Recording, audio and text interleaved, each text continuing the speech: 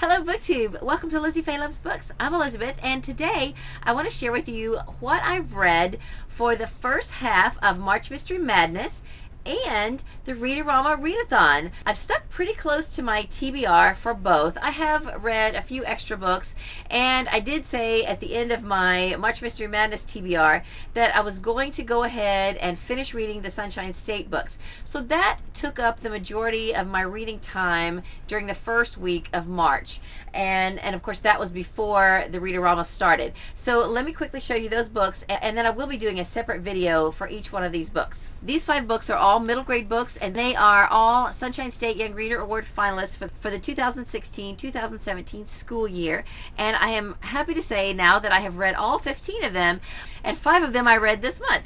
I read Turn Left at the Cow by Lisa Bullard, The Neptune Project by Polly Holyoke, Frenzy by Robert Lettrick, Nickel Bay Nick by Dean Pritchard, and the last one I just finished on the 15th is Insignia by S.J. Kincaid. So now, some of those could be classified as mysteries. They're all middle grade books. They're all action-adventure type stories, and several of them had a mystery type element, although they're not what you would really classify as mainstream mysteries.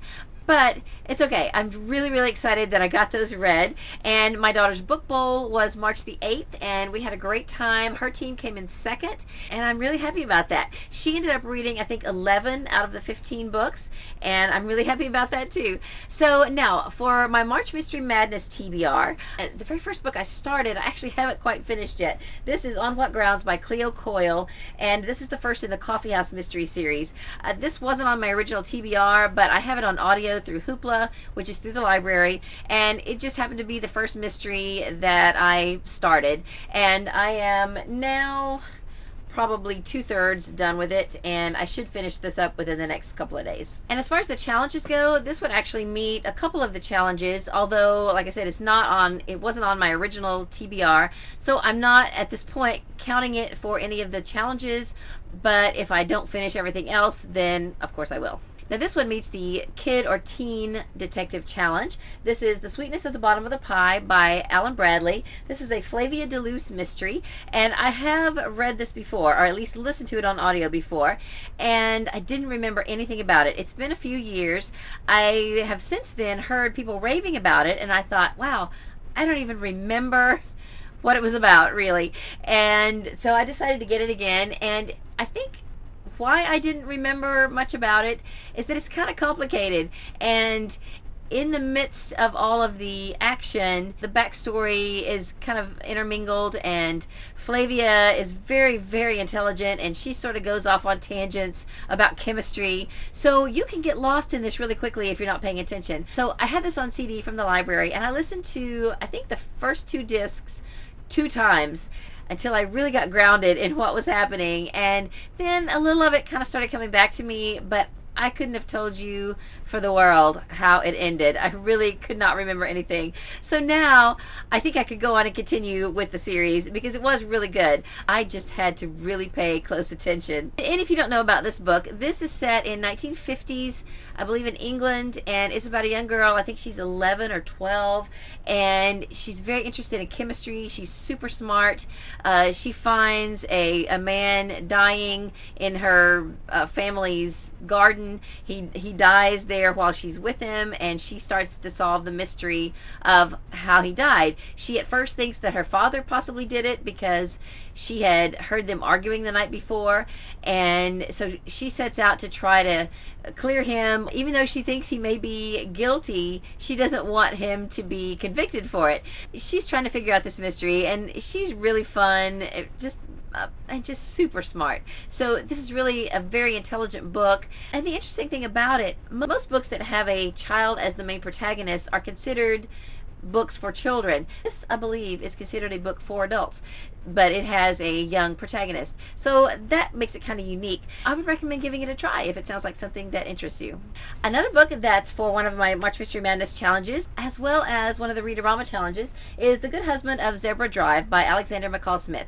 This is, I think, book 8 in the #1 Ladies Detective Agency series, and I am probably 3/4 finished with this. I'm listening to this in my car on on CD from the library, and it's just as good as all the others. I'm really enjoying it. There's some laugh out loud moments. The dry humor in this book is just great, and there's no murder mysteries, but each of the people in the detective agency are working on a separate mystery, and it's just really cute. If you have any interest at all in reading this, I would definitely recommend it.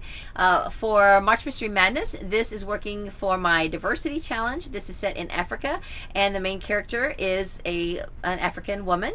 And then for the Readorama readathon, it has an animal on the cover.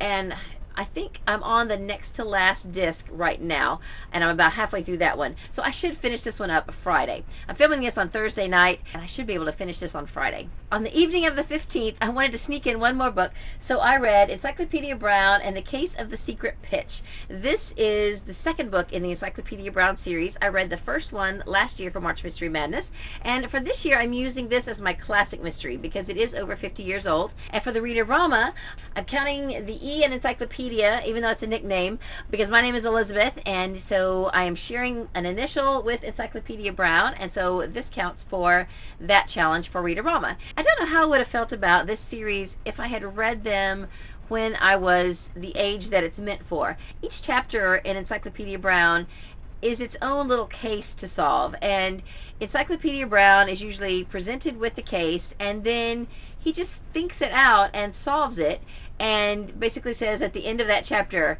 oh, well, this is the answer, here's what happened, and then it leaves you puzzling it out yourself and trying to figure out how he got the answer. So you can take as long as you want to try to figure it out yourself, and then you go to the back and there's a page for each chapter that gives you the solution. So for people who like brain teasers and puzzles, I think this would be an interesting book for young and old.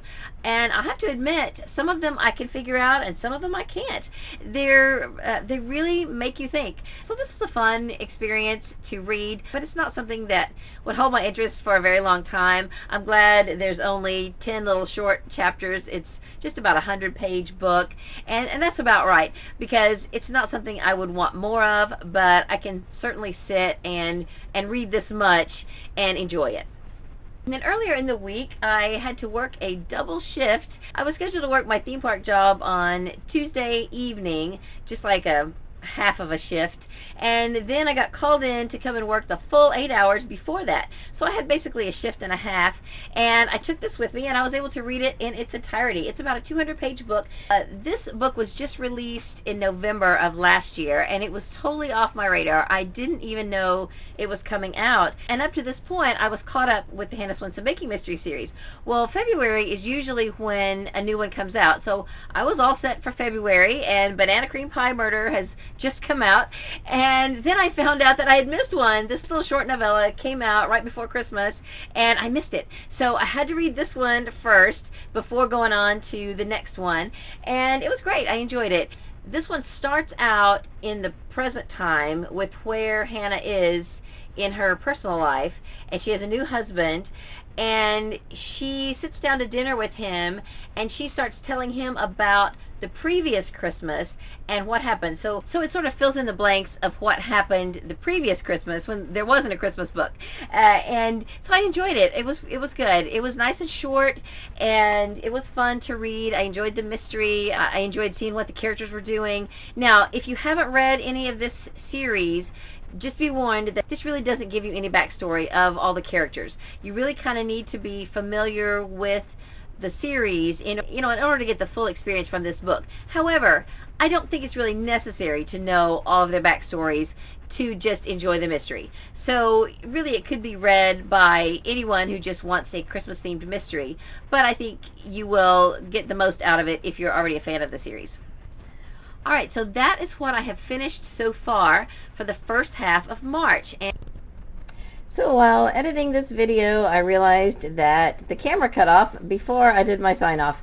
So here are the 8 books that I finished during the first 15 days of March, and then the 2 on the right are the ones that I was over half done with by the 15th. So this is my first half of March reading, and that's all I have for this video. I hope you're having a great day, read a good book, and God bless you.